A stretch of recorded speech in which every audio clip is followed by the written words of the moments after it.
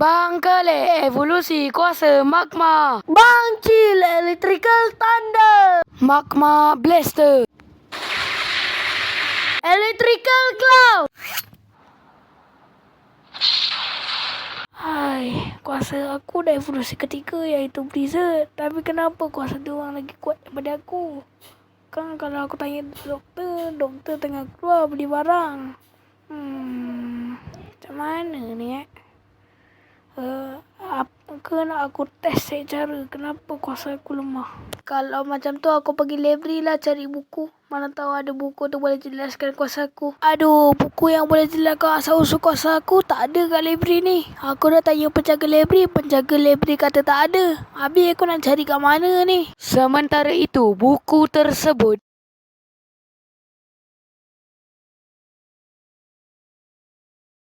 BTW kod yang aku tampal tu yang ada 011 berapa tu kan, itu ada nama tau. Tapi aku takkan bagi tahu. Kau cari cara kat ChatGPT akan translate kan. Kalau macam tu aku bagi tahu doktor lah pasal kuasa aku. Lah, korang pun kat sini, kau dah siap latihan ke? Alah, aku pakai kuasa magma, aku buat sampai rata, dah tak ada sisa pun. Semua ada cairan magma je. Kalau kau pula, kalau aku dah sambar dah orang sampai jadi debu. Doktor, aku nak tanya ni. Tamat, tunggulah episod 1 season 2.